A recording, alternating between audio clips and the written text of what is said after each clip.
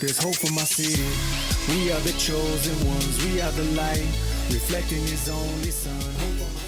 All right. Well, welcome to Hope for My City podcast. We're so glad that you tuned in. Today, we have a special guest. I'm excited about it. Me and my co-host, Chief David Williams. What's up? Hold on. I got to do this for Chief. Where's it at? There it is. How everybody doing this evening? All right, that's what I'm talking about. Then, of course, we got our guest here, man, Evaristo Garcia. Man, say what's up to the folks out here, man. This is your camera to look in. Welcome. Hey, it's good to be here, and we're going to have a good time today. Hope you can just tune in, and let's go. That's right. Well, I got to give you a hand clap here, too. And,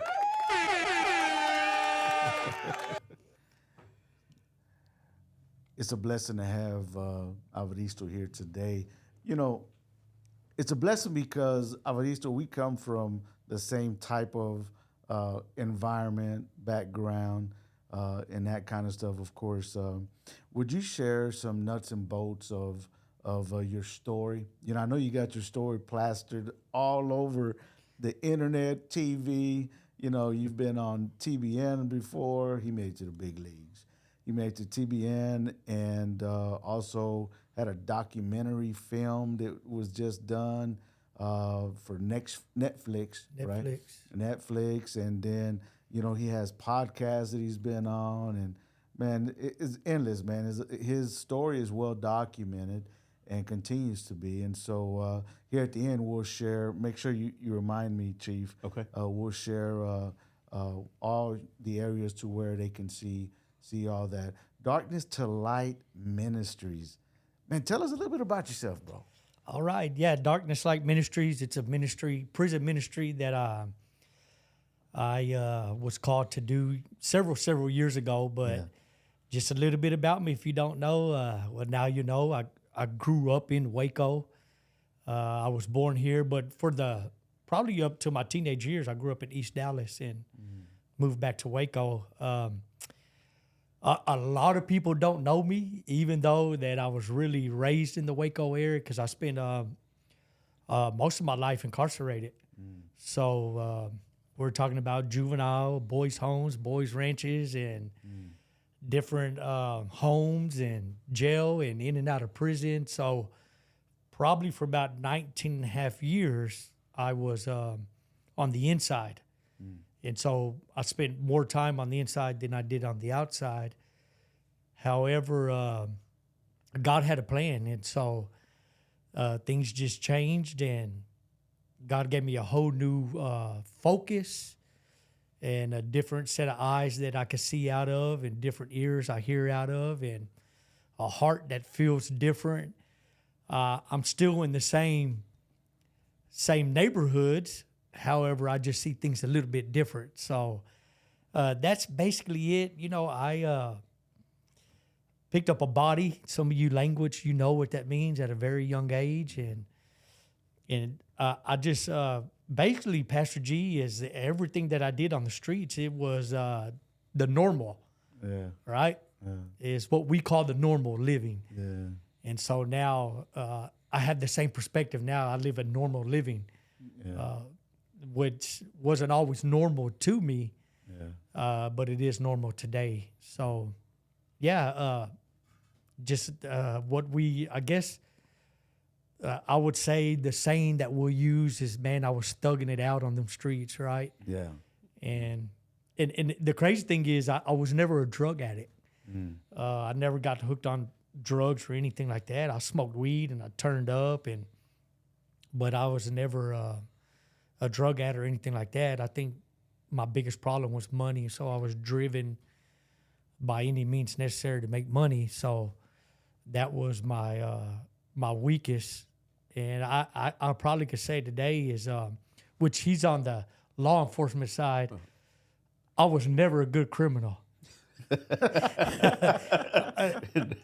thought I was good what I did because I used to think I was so good that you two could leave here and when you get home, take your shoes off, your socks will be gone. Yeah. Right? That's how cold I was, but I wasn't that good because I got caught up every time. So, but yeah, that's basically it. You know, I lived that life on them streets, and it just, you know, lived a life of being institutionalized. I think I functioned better on the inside than I did on the outside. I just didn't know how to do it. You ever seen a dog in a cage and you leave him in there for about 3 or 4 days and you let him out and he runs all over the place? So that was me. Keep me caged up and you let me out, and I didn't know how to function. Needed those boundaries. Yeah. I think one of the things is a lot of times people say, man, that he just got to hit rock bottom. But something about rock bottom is that was my most comfortable place. Right. So Right. You can't go no further than rock bottom, especially that's where you're comfortable at. Right. Yeah.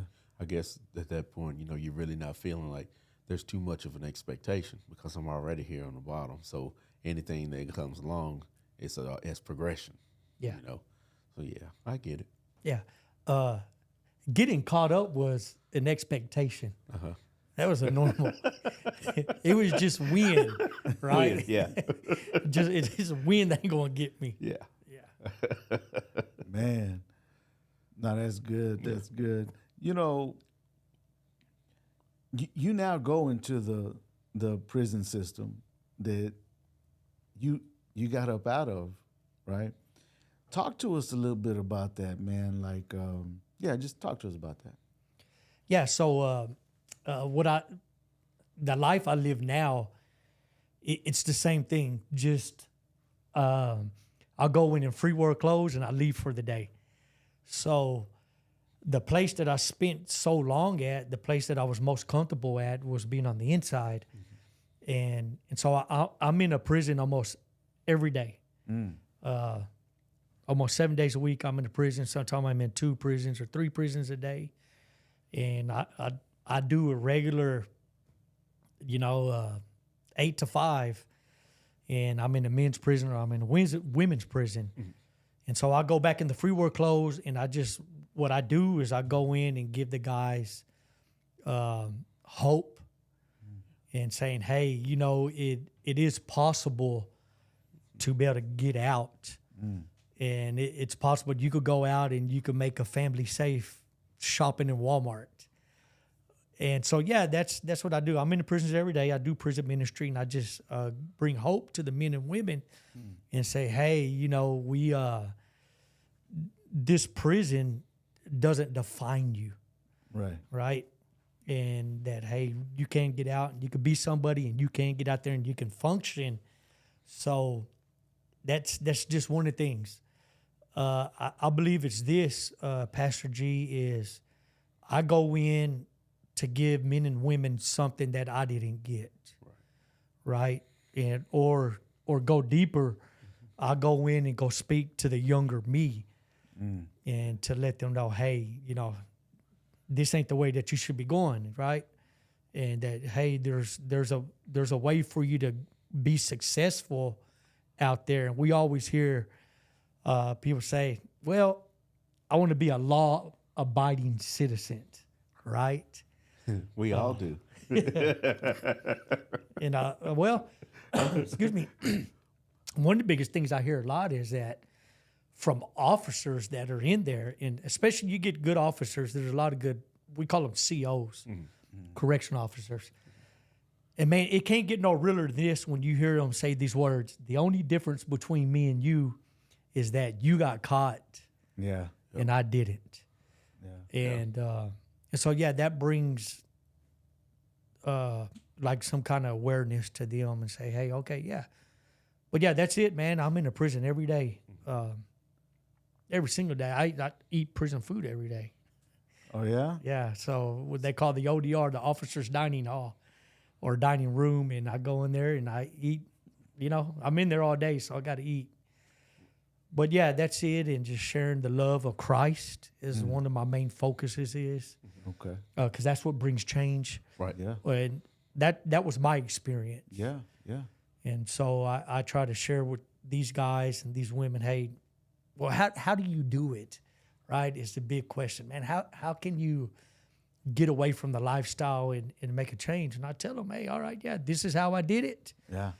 And the biggest thing is this, I think, well, what is, or why is the recidivism rate so high? Which means this, in case you don't know, people that get out and they return back.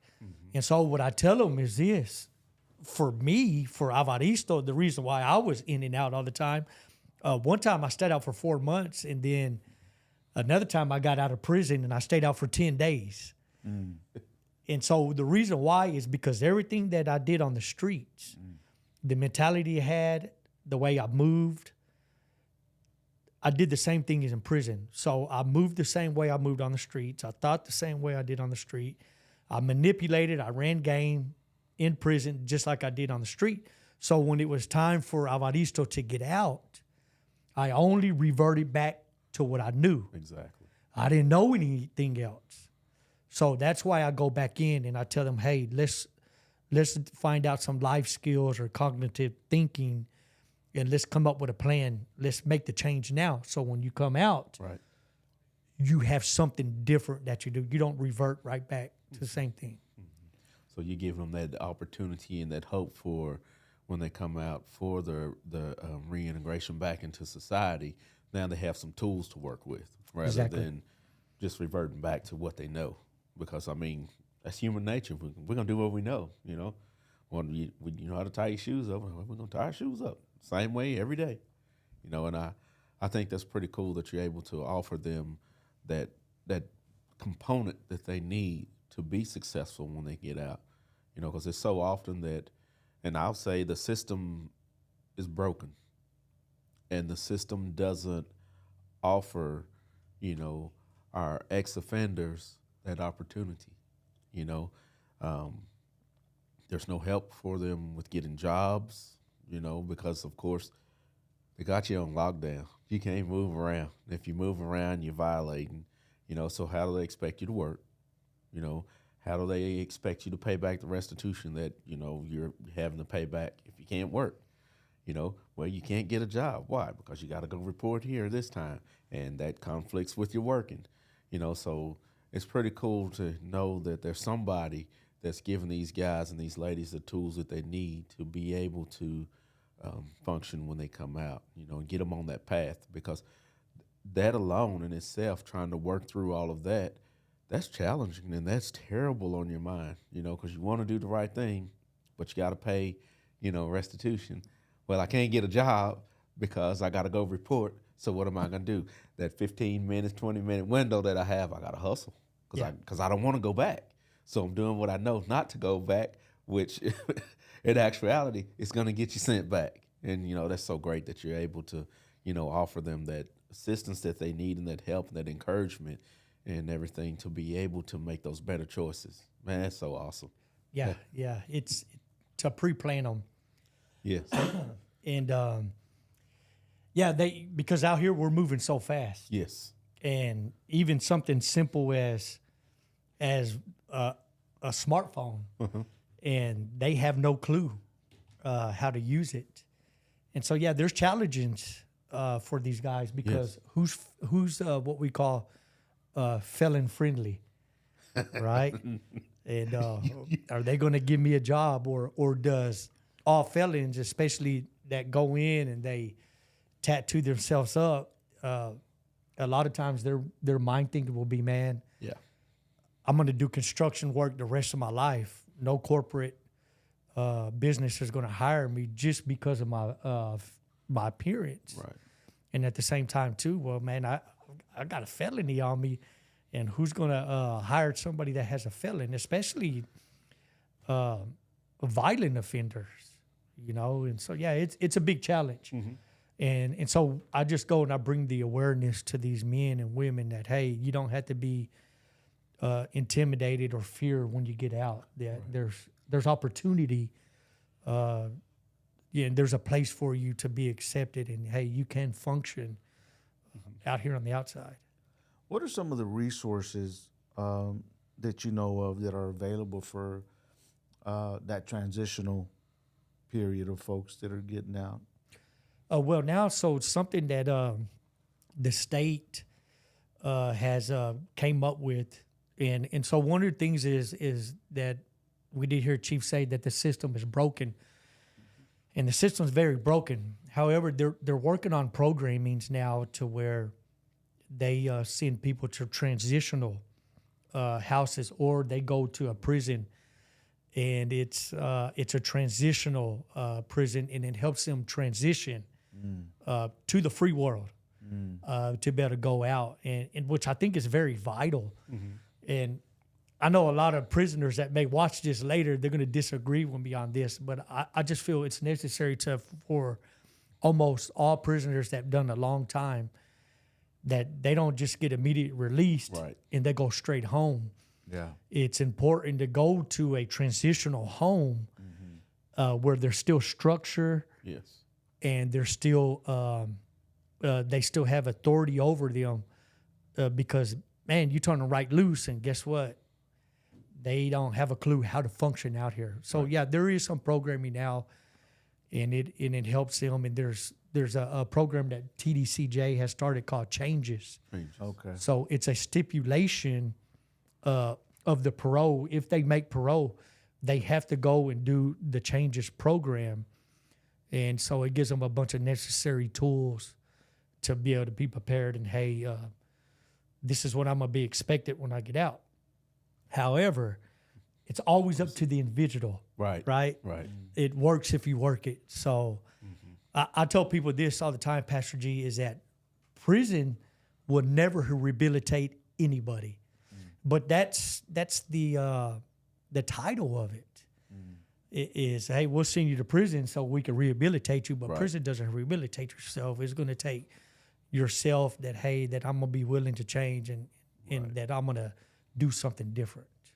Yeah, you got to want it. You got to want it. Yeah. You got to want it, and which brings me to the next part. We've bounced around the idea of working, making sure that you get a job, and the difficulties that come with that. Yeah. And what I like to say is that's if you want a job, right? It is difficult, but the most difficult thing is not to get a job. It can be at times, but the most difficult thing is keeping a job. Not getting a job, but keeping a job. And it is tough. It's tough to keep a job, especially if you've done a lot of time. And maybe you haven't done a lot of time, but you've been in the streets all your life, and you've done some time and you get out, but all you know is, only thing you can reference is the streets or prison. Right. And then for others, it's streets and a whole lot more prison time. All you know is prison. And so, yeah, you're right on the inside. There's that transitional piece to kind of help you if you take advantage of them, right? On how to, I know they teach you on, no, hold on. I don't know. Hold on. Let me stop real quick. Evaristo, do they teach, it's been a long time for me, you're in there every day, do they teach on job skills, job training, kind of stuff like that, from what you understand? Yeah, so there's vocational. Okay. And so TDCJ, they have a school system called Wyndham School Systems. Okay. And if they're not disciplinary, saying this, that they're not immediate custody or they're close custody, but these guys are trying to do something, they could sign up for GED, and they could sign up for vocational trades. They got electrical, they got welding, they got plumbing, they got HVAC, they got auto body. And so if they want it, it's there. Okay. But yeah, and they get certified in it too. Yeah. And they get associate's degrees and they get bachelor's degrees. And it's all about how hungry the individual is to change and want something different. That's what I was going to say. If the hunger starts in there, then it helps you, because then you do stuff on purpose, intentionally. It's like, man, I'm finna take this plumber's deal because I'm HVAC or whatever the case may be, right?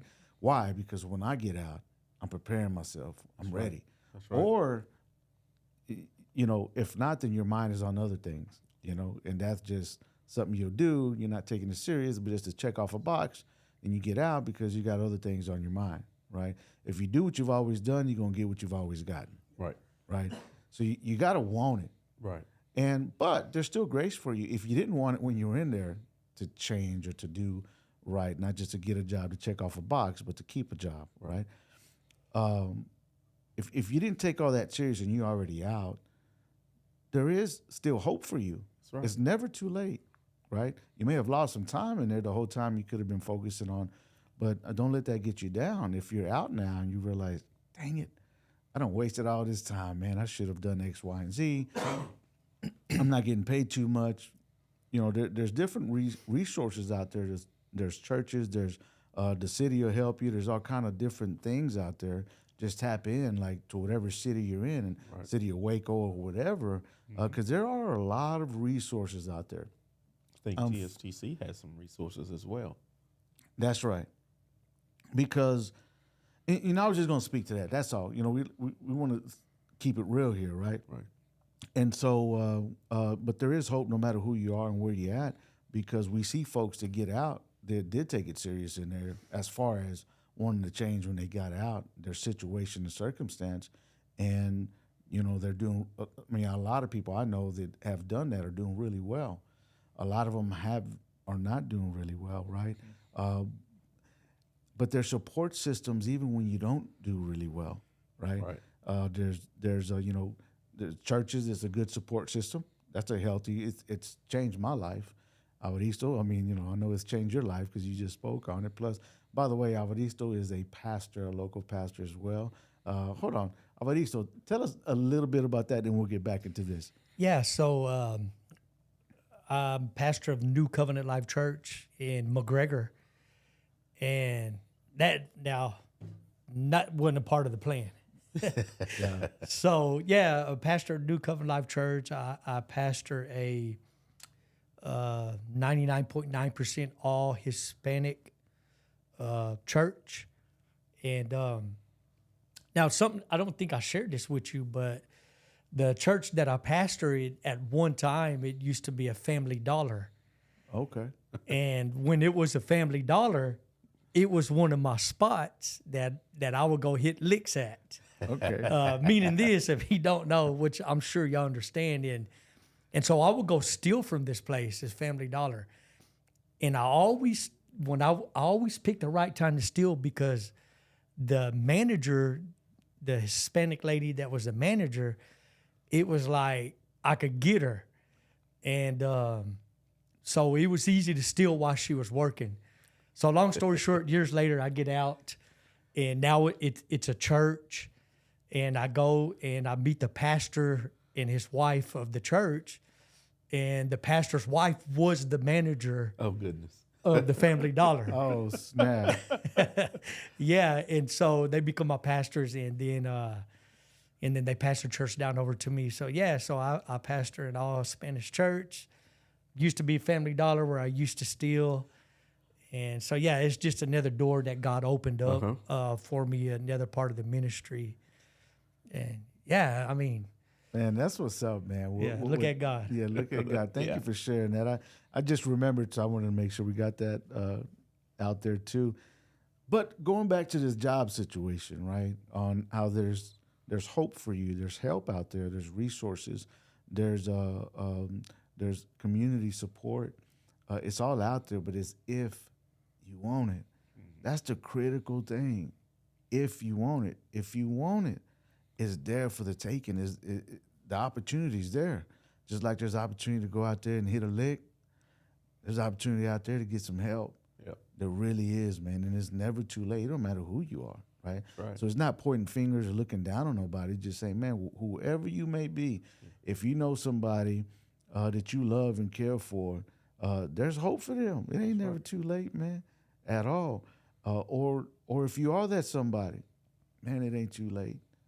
Just know there's help out there, right? Just get it. Just look for it. Just like you look for them licks to hit. Look for that help, and it's there. I'm telling you, man. God will make a way. He's a way maker. and he's done it for us, and he'll do it for you. But anyway, just wanted to put that out there as far as work and getting a job and keeping a job and support systems. All that is important, because if you get out here and try to do it on your own, you can do bad by yourself. You can hit a lick by yourself. You don't need nobody else. But you cannot do good by yourself. Right. There's no such thing as a spiritual Lone Ranger. Not at all. We need each other. I mean, of course, we understand this because we have parties and quinceañeras and whatever, Super Bowl, whatever, right? We're going to watch the game, somebody's birthday. If don't nobody show up, that don't feel too good. Nope. We know what that's like to want to have people around us. Or anyway, so it's that way whenever you come together with like-minded people. It's come together. If somebody's talking about going out there and hitting the lick, that's your cue to say, nah, hold on, man, I'm good. That's my cue to get up out of there. Not because you're better than them or nothing, but just because you're trying to do something different. You're trying to better your life, right? And so you got to connect.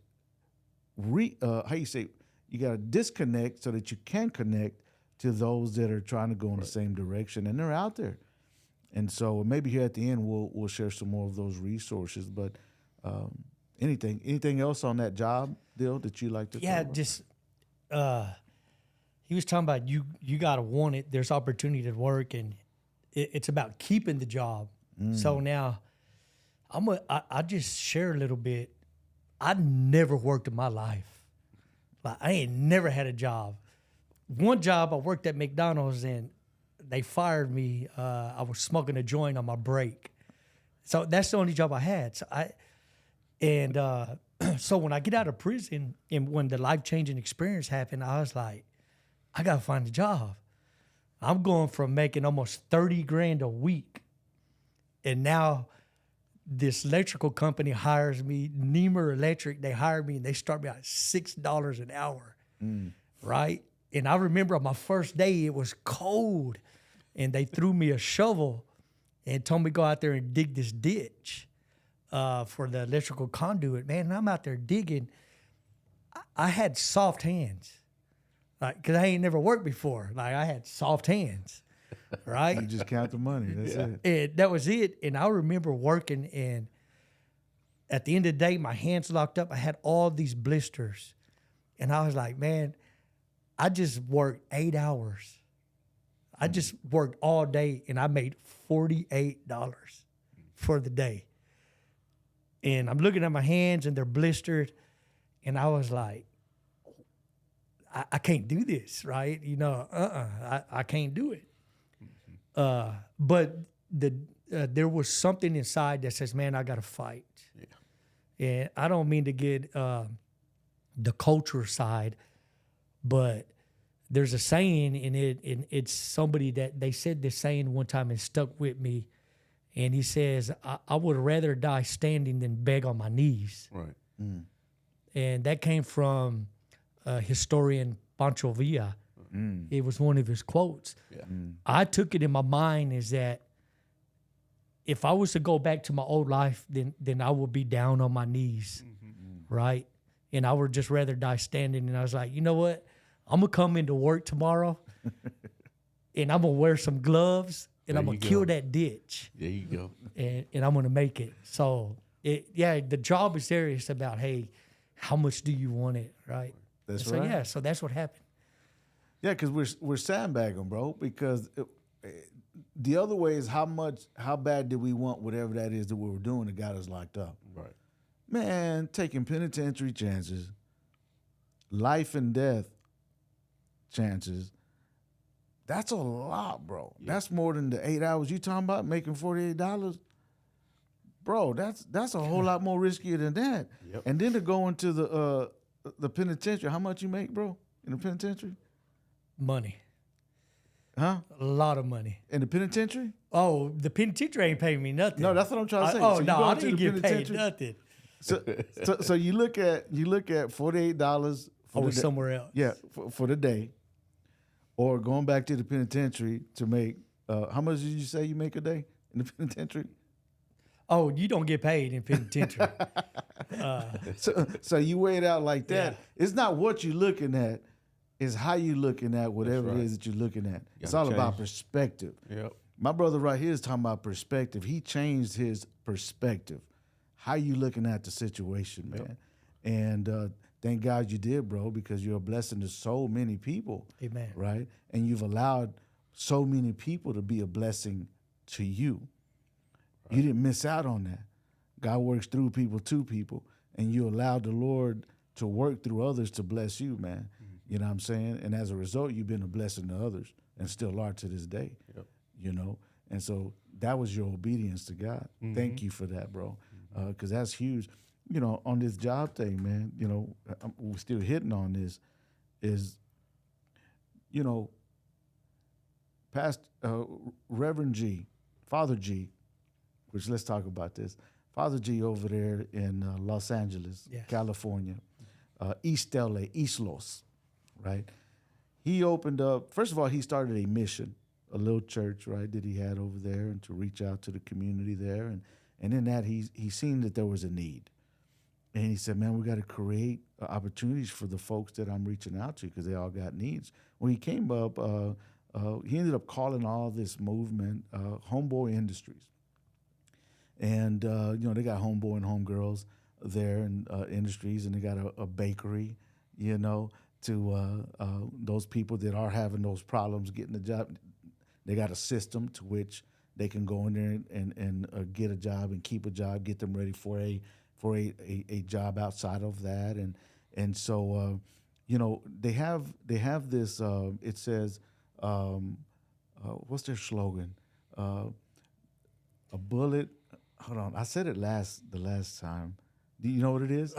It's nothing stops jobs, not jails. Yeah, jobs, not jails. Yeah, nothing stops a bullet like a job. That's right. That's what they say. And so it's all about affirming the dignity in people, mm-hmm. God-given dignity, by helping them help themselves, empowering them to do that. But even in that system they have, there's a lot of people that can't make it through there. You know, there's a lot of people that do make it, but the people that ain't ready just ain't ready. Right. They have a system that says, you want a job? Sorry, scared. We're going to get you a job. Oh, you're a blood, you're a Crip, you're whatever, gang member of any kind. So that don't even matter. What does matter is if you got heart. You want to work? We're going to put you to work. We're going to show you how to bake. We're going to show you how to print T-shirts, whatever, right? They do all kind of things that help the people, right? And so my point I'm trying to hit over and over again is that you gotta want it. I know I done said it about 30 times, but somebody out here needs to hear this, man. Right. Don't blink an eye on this, because change is possible for you or your loved one. Mm-hmm. You're right here looking at this right now, man, and you just need to understand that change is possible and it's coming. You just gotta want it. Just respond. Like Evaristo, you responded. You know, I responded, shoot.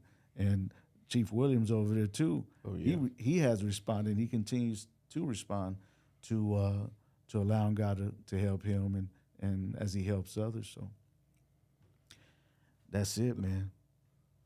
I sit here and I listen to what you said, okay? And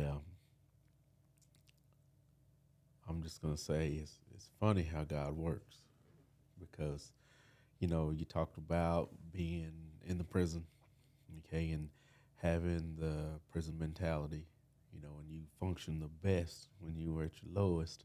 You know, when you were there in the prison, that's when you function the best. Everything was good. And look at God. He gave you two things. He gave you your freedom, and he gave you that prison to be able to function in, so you can help somebody else function. I'm like, you see what I'm saying? Look at it. He gave you what you wanted. You probably hadn't really thought about it a lot, but think about that. He gave you what you wanted. He gave you this place that you're comfortable in, that you can function in every day, and you can reach somebody every single day. I'm gonna put you back there where you want to be. You function so well there. You know what? I got a job for you. I'm gonna put you right back in there. Now your job is to get in there and let's draw these people out here and show them that they can do what you're doing, because you're not only you're speaking it, because you live it. That's your life every single day. You know, what you say, I'm in the prison every day, 8 hours a day, sometimes 2 prisons. You know what I'm saying? So you there, you know, you're in prison every single day. You're in that place where you function, and God got you in there doing your thing. You know what I'm saying? Yes. That's a sermon right there. Hold on, man. That's a sermon right there. We got to play this. Off the street into Blessed are the peacemakers, for they will be called children of God. Matthew 5:9. Ooh, that's it. Children of God, blessed are the peacemakers, bro. Yeah. Yeah. That's what you are, man. You're a Yes, peacemaker, sir. bro. Yes, sir. Let me touch on that. So we hear that saying, be careful what you ask for, you might get it. Right. In biblical terms, I would say what the enemy intends for evil, God intends for the good. Yeah. And then the Bible says that of the abundance of the heart, the mouth speaks. So I'm going to go deep real quick. It's about my third trip to prison. And in late 90s, I'm on the Ferguson unit, what they call Gladiator Farm.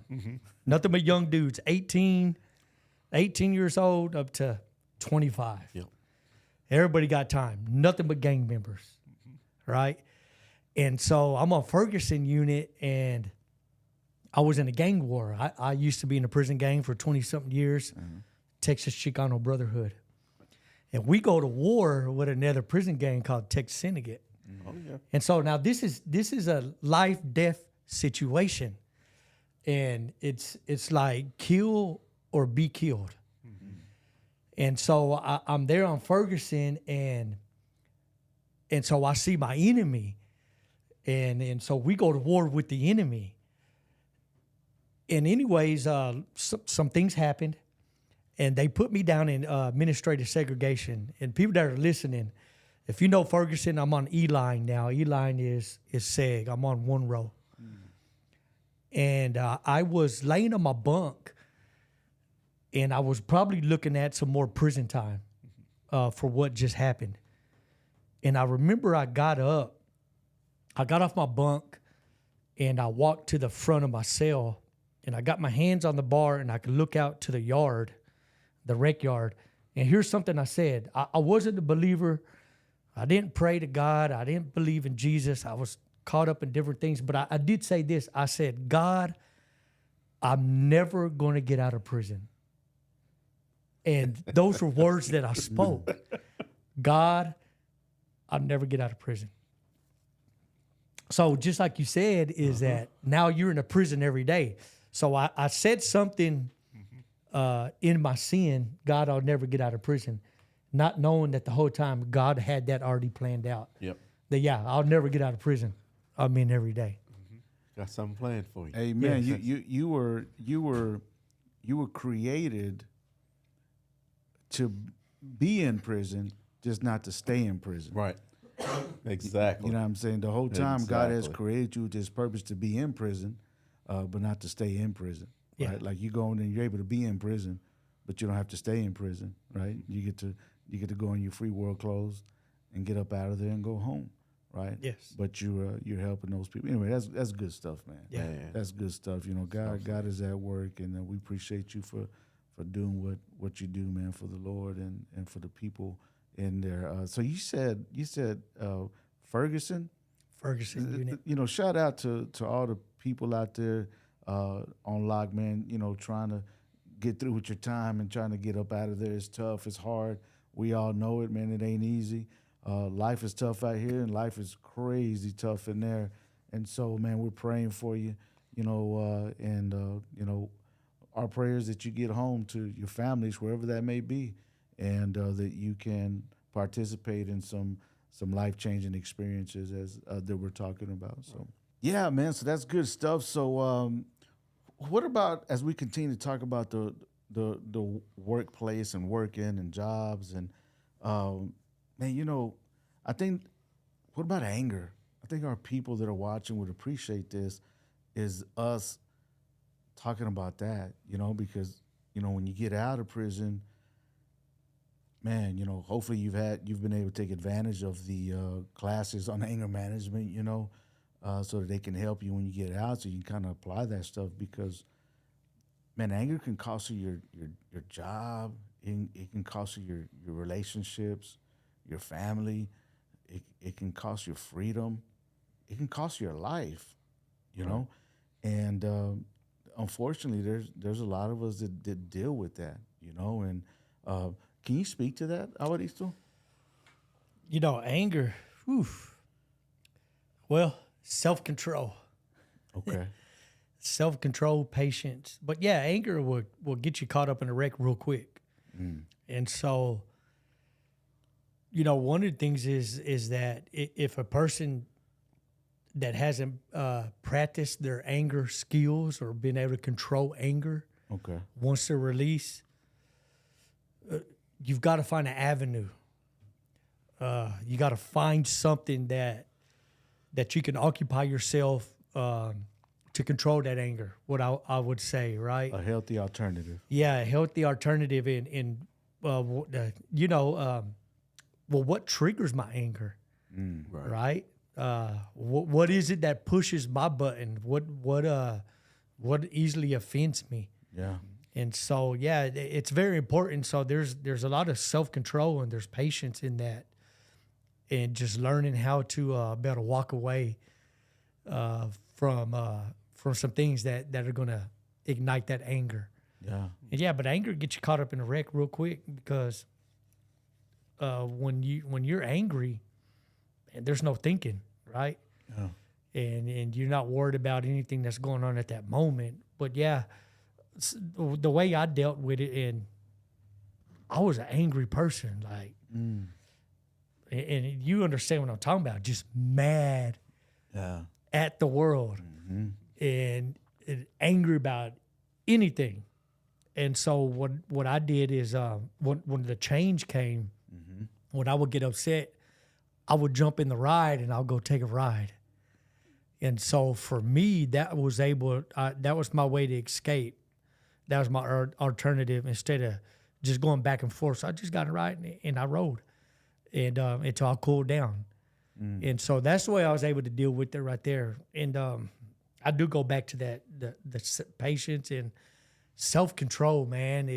That's going to be something, a learned experience. Yeah.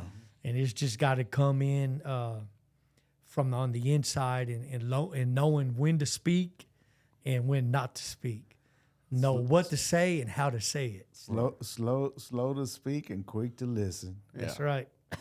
Man, I tell you what, them biblical principles has helped both of us out. Exactly. Or all of us, I should say. Yeah, me as well. It's helped us all out. I've heard you talk about that. Can you bring that in on how does that work in law enforcement with anger? Say you want to be a police officer to get that job. That's a job. Yes. And for someone that is recruited or goes to the academy, and then now they're in the uniform, and now they have what's going on? How does that work? Well, you know, with that, you have to remember that, you know, when you become a police officer, you are given a lot of authority. You know, with that 13th Amendment, we're able to take your freedom away as a police officer. So you are no longer free. We taking that away from you. So, you know, you can't go around being that angry officer, because if you are, you're going to be violating people's civil rights, you know, and you're going to be an unjust person. And so police officers don't want that in the profession, okay? Citizens don't want that either, you know. And so that's something that we really have to work together on, getting the bad cops out. But, you know, that's one of the things that we can't take advantage of being a police officer. You can't be an angry person, because when someone is calling you, they are in a crisis at that moment. I'm in a crisis. I have nowhere else to turn. That's why I'm calling you, and I need you to fix this problem, okay? I don't need you to come over here and, you know, griping at me. You're getting agitated because I can't speak to you how you feel like you should be spoken to. You know, you feel like I'm disrespecting you. You know, you're cussing up my left side, down the right side, and I'm not listening to what you're saying because you're cussing. But there's a message in that. And, you know, and part of being a good police officer is you have to be able to decipher the good from the bad. And so you have to throw the bad language out, and you get those words that they're trying to say to you so you can understand, to help them with the problem. But if you're angry, you don't care to hear what they have to say. It's my way or the highway. Either you're going to let me help you or I'm going to take you to jail because you're stupid. No, we're not doing that. You know, we have to change our mindsets as police officers and understand that when you're called, it's because someone's in a crisis, okay? So you have to go into the situation with an open mind. And like Pastor G said, you know, we got to be slow to speak and quick to listen. You know, that's the whole purpose of God giving us one mouth and two ears, because he wants us to hear more. You know what I'm saying? To speak less. That's good. You know what I'm saying? And so, you know, you got to go into that situation knowing that this person's in crisis. I got to do what I got to do to help them. You know, everybody don't deserve to go to jail. You know, because this could be one of those situations where they say something they shouldn't have said. You heard it. You're angry. Now they're going to jail. You know, yes, you have, that's within your authority. You know, they probably have done something, but it could have been something that could have been rectified with, hey, a conversation. Come here, let me talk to you. You know, what can we do today to change this? Tell me what has happened that's caused you to behave this way. Talk to me. Just talk to me. Well, and then on our end, if we don't take that, then we'll end up losing our freedom. Right. Because then we force their hands, right? Mm-hmm. So, you know, you can end up losing your job in law enforcement. Exactly. And then we can end up losing our, or even losing my freedom as well. Losing your freedom too, I was going to say. Yeah. Losing your freedom. Yeah. It can be a bad day. Same thing happens to us. All of us that are on this earth, man, we're dealing with the same stuff.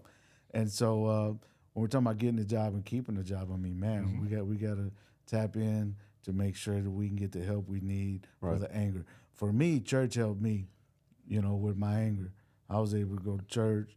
I was able to be a part of people that weren't perfect, but that were going in the right direction, because I was thrown off and they were thrown off. But we were worshiping God that could help throw off people. And so I was able to pray. You were talking about a healthy alternative.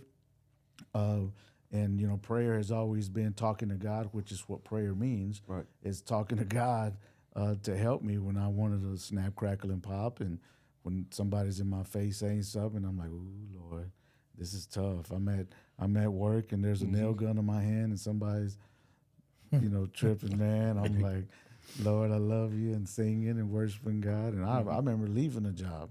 I made a decision to get up and leave the job I was at, because I was shaking. I felt like I was finna lose my mind. I was finna black out.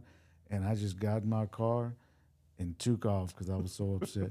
But nevertheless, I was connected and I had a community of people that I could tap into. So, yeah, things to consider, man, when you're getting out of prison or just when you're trying to change, get around people that can help you get some of that get right. That's right.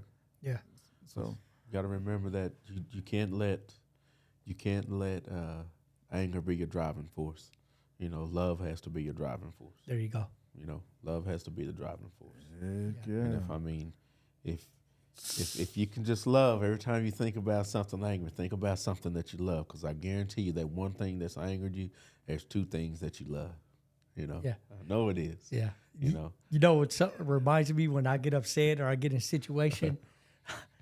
I remember a quote that Denzel Washington said. He says, "You want to go home or you want to go to jail?" exactly. So it's up to you. If y'all remember that. Right. You want to go home or you want to go to jail? I tell you, Two ways. You want to do it the easy way or the hard way. right. You got two choices, baby. That's right. Hey, man, I'm you know, you get to a point where you just get tired. You Right. get tired Yeah. of being tired. It's like, nah, Yeah. I done did it hard for too long. I'm good. I'm gonna do it the easy way. Yeah. Right. And you know, that taps in with this, especially for us ex-felons, and we finding ourselves in a situation with law enforcement. Mm-hmm. It's going to turn out how I conduct myself Right. Okay. towards you, Right. Okay. Right. right? If you pull me over for infraction of driving and you walk up and I start giving you a hard time, well, guess what happens? I'm going to get a hard time. So there's got to be that line of mutual respect Right. between the con and the cop. And so, yeah.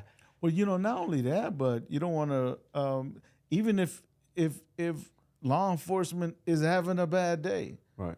and they're walking up and they are trying to give you the business, you can diffuse that instead of put gasoline on the fire. It works both ways. It works That's right. both ways, man. That's right. Somebody got to be in their right mind, you know. And if someone abuses you, you know, you don't, and they're using force in a way that's unethical. That's right. In a way that is not affirming the God-given dignity in you as a human, as a person.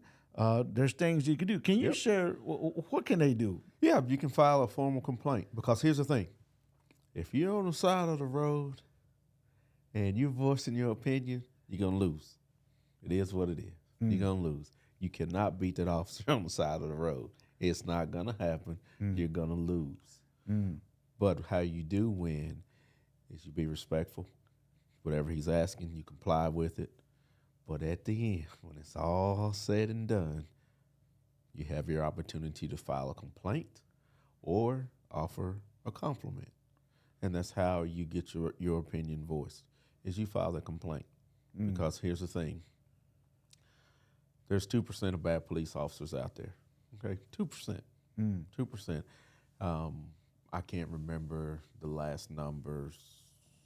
I want to say the last time I looked, it was like maybe 65,000, 67,000 police officers in the state of Texas. So you think about it, you know, 2% of that is a pretty small number, you know, around 1,400 officers, you know.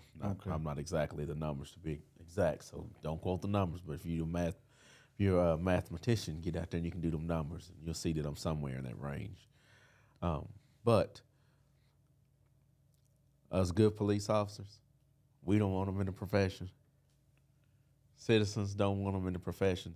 So why in the world do we let someone or something drive a wedge in between us when we're both wanting the same thing? You know, we want that good cop. That's right. So why can't we work together? You know, we have to get past our differences. Us get past, he's a felon. And then the felon, oh, he's a cop. No, we want the same thing, you know. So why can't we work together? Kind of like us right now, sitting around this table. We're like-minded people. That's and right. we're sitting right here. Working together. We're working together because we have hope for our city. That's right. Okay? There we we have go. hope. Look at And that. that's what it takes. That is what it is. I was going to say, and it works all the way around. It does. Because we don't ex-convicts, bro, straight from the streets. We don't want our people that can relate to us to continue to do that stuff, man. Right. You know, that's why we're saying there's resources. Look, man, we believe God loves you. Yes, We love you, whether you believe in God or not. exactly. Look, man, you don't deserve to be out there caged up like no animal, you know, hopeless. Right. Your family, I see it this way. Your family should experience the hope that is needed for them.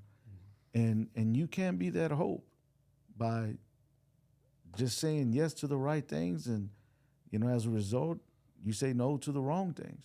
How do you do that? You focus, what you focus on, you become, okay? Right.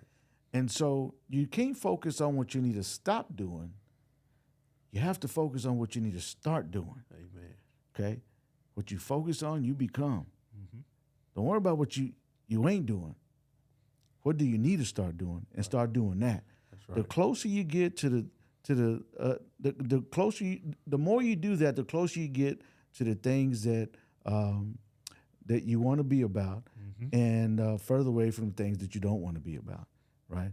But you got to have some consistency. You got to want it. Yep. And we can't be out there acting crazy with the law enforcement or with each other. Right. Because if truth be told, I mean, you can correct me if I'm wrong. And, you know, as you go all over Texas, man, and you're every day in the penitentiary, bro, we hurt ourselves more than anybody else. Yeah. And not only do we not want you to react that way with law enforcement, but, man, we don't need to react that way with each other.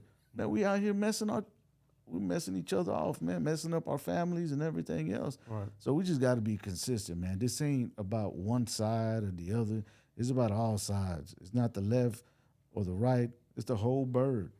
You know, everybody matters, right? That's right. That's how I feel anyway. Right. I mean, I'm just sharing. Right. These are my thoughts. This is how I kind of let everything register out. Is saying, man, you know, this man sitting right across from me. It don't matter what gang he is or what gang he's not in, what his color is. It don't matter if this man over here has a uniform.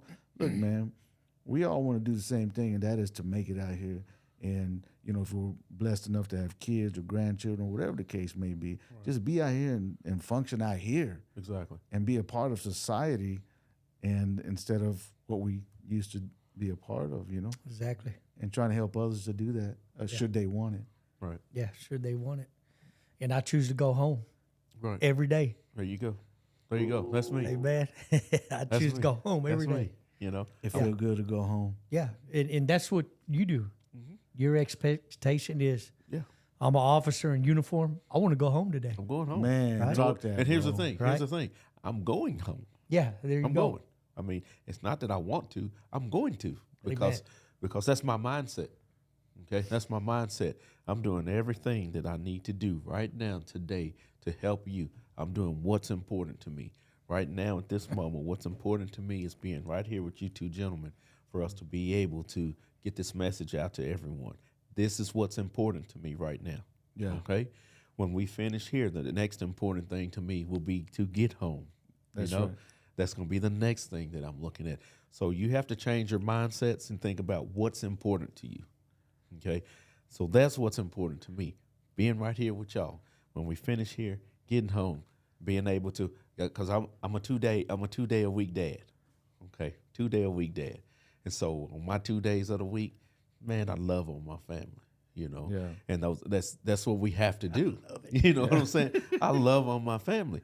You know, during the week I'm here by myself, and you know, sometimes being here, you know, I'm glad that I have Pastor G to stay connected with, because I have to stay grounded. You know, I'm human just like everyone else. You know, and I don't mind it's a devil's workshop.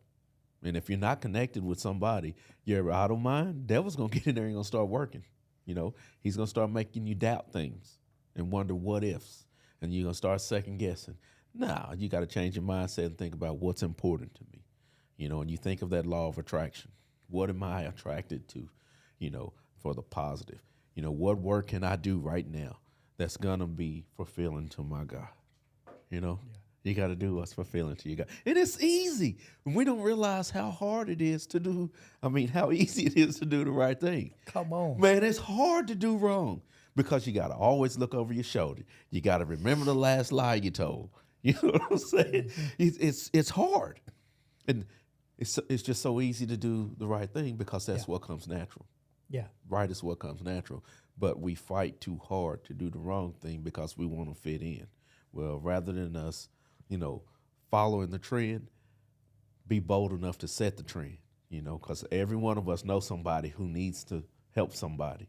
And Pastor G got a word for me that keeps me going. You got a word for me that keeps me going.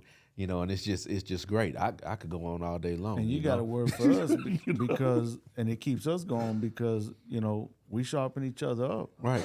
You know what I mean? And that's what it's all about, coming together, not because we're all that in a bag of chips. Right. But, you know, God is all that in a bag of chips, and he helps us. And so, you know, because of that, that's why we're here. And this visual right here is about us coming together, man, and we don't think we're better than nobody or nothing like that, man. At all. We're just trying to do our part. And by the way, for those of you who are locked up right now, man, come home. Right. Just like he's talking about after here, we're trying to come home. right. That's the goal. Man, come home, man. Let that be right. your goal, man. Yep. And when you come home, to go from that then, right, when you get to that point, stay home. Right. Right? And as you understand, there's resources. There's people you can tap into. So That's right. That's right. you know, that's it. Hope for our city, man. It's been a great time. You're gonna see more of us together. Yeah. And so, man, y'all keep it locked in. Go like, share, and subscribe. Hit the notification bell so that you can be notified as soon as we upload something new. Man, you want to keep it locked in with us. Would you share this, comment, and let everybody else know what's going on? This is a movement. We're trying to all be together, man, to be the good news, not just talk about it, but to be the good news. Right. And so if you are with what we're with, man, Go out there and share and let everybody know. Text people the link, man, that you think will be encouraged by this, okay? And so let's all rally together, man, because listen, what is celebrated is repeated. Yes. Man, we want to celebrate this, what's going on, right? We want it to be repeated in our city, in our homes, Yes, in sir. our communities, in our churches, you know, in our prisons, you know, everywhere, no matter where you at, we trying to come together with us, would you?